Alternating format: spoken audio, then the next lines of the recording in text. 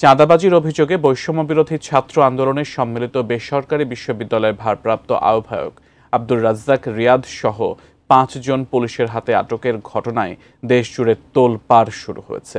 সামনে আসতে শুরু করেছে সমন্বয়ক পরিচয় তাদের নানা প্রতারণার তথ্য। এমন অবস্থায় সমন্বয়ক রিয়াদ সম্পর্কে চাঞ্চল্যকর তথ্য দিলেন সংগঠনটির সাবেক কেন্দ্রীয় সমন্বয়ক ওমামা ফাতেমা। বিস্তারিত সহকর্মী শাহাদাত রিফাতের প্রতিবেদনে। ২৬ জুলাই সন্ধ্যায় সমন্বয়ক পরিচয়ে রাজধানীর গুলশানে সংরক্ষিত মহিলা আসনের সাবেক এমপি শাম্মী আহমেদের বাসায় যান বৈষম্য বিরোধী ছাত্র আন্দোলনের কয়েকজন সমন্বয়ক। যেখানকার সিসিটিভি ফুটেজে স্পষ্ট সংগঠনটির সম্মিলিত বেসরকারি বিশ্ববিদ্যালয়ের ভারপ্রাপ্ত আহ্বায়ক আব্দুর রাজ্জাক রিয়াদ চাঁদা আদায় নিয়ে কথা কাটাকাটি করছেন। ১০ লাখ টাকা চাঁদা পাওয়ার পর আরও ৪০ লাখ টাকা জোর করে নিতেই দ্বিতীয় দফায় ওই বাসায় হানা দেন বৈষম্য বিরোধী ছাত্র আন্দোলনের নেতাকর্মীরা। সেখানে চাঁদাবাজির সময় হাতে নাতে পুলিশের কাছে আটক হন আব্দুর রাজ্জাক রিয়াদ সহ মোট ৫ জন। তবে শুধু এই ঘটনা নয়, গণ অভ্যুত্থান পরবর্তী সময়ে সারা দেশে এমন অসংখ্য চাঁদাবাজির ঘটনা ঘটিয়েছে বৈষম্য বিরোধী ছাত্র আন্দোলনের নেতাকর্মীরা।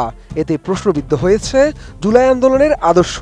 ক্ষোভ ও নিরুপায় হয়ে সংগঠনটির দায়িত্ব থেকেও সরে গেছেন অনেকে, যাদের মধ্যে অন্যতম সাবেক কেন্দ্রীয় সমন্বয়ক ওমামা ফাতেমা। নোভা এলইডি টিভি, ঝকঝকে ছবি, নিখুঁত শব্দ, ৫ বছরের ওয়ারেন্টি। নোভা মানি সঠিক মান, নিশ্চিত সেবা। গুলশানে ঘটনার পর চাঁদাবাজির মূল হোতা আব্দুর রাজ্জাক রিয়াদের বিরুদ্ধে বেশ কিছু বিস্ফোরক অভিযোগ সামনে এনেছেন ওমামা ফাতেমা। ওইদিন রাতে নিজের ভেরিফাইড ফেসবুক পেজে আটকদের ছবিসহ একটি পোস্টে এসব তথ্য দেন সংগঠনটির সাবেক এই কেন্দ্রীয় সমন্বয়ক। ওমামা ফাতেমা লিখেন, রিয়াদ নামের ছেলেটা গত ডিসেম্বর মাসে রূপায়ণ টাওয়ারে তার সামনে অত্যন্ত উচ্ছৃঙ্খল আচরণ করেছিল। মেয়েরা তাকে থামানোর চেষ্টা করলে তাদের উপর পাল্টা চড়া হয় সে। ওই ঘটনার পর ছেলেটার ব্যাপারে খোঁজ নিয়ে জানতে পারেন ইতিমধ্যে তার বিরুদ্ধে হুমকি, মারামারি ও চাঁদাবাজির অভিযোগ আছে।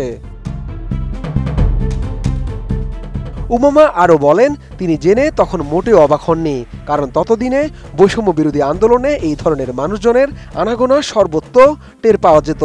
ঠিকই তারা রূপায়ণ টাওয়ারে অবাধে আসা যাওয়া করত। অভিযোগ করে ওমামা বলেন, কারো দুর্নীতি বা অসততার ব্যাপারে অভিযোগ জানালে উত্তরে পিন ড্রপ সাইলেন্স উপহার পেতে হতো। আর তিনি চোখের সামনে দেখতেন এসব লোকজনই কিভাবে দিন শেষে অ্যাক্সেস করে নেয়।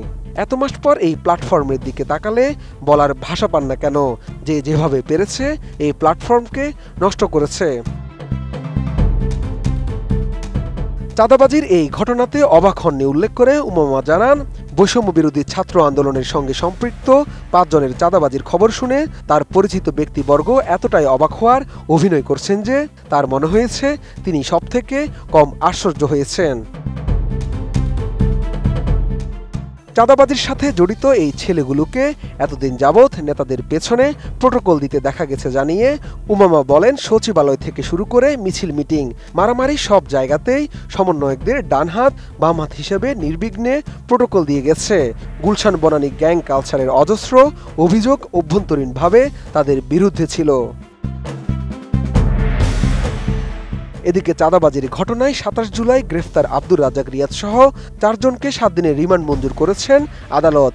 রিমান্ডে যাওয়া অন্য আসামিরা হলেন বৈষম্য বিরোধী ছাত্র আন্দোলনের সঙ্গে সম্পৃক্ত সাকাদাউন সিয়াম, সাদমান সাদাব ও ইব্রাহিম হোসেন।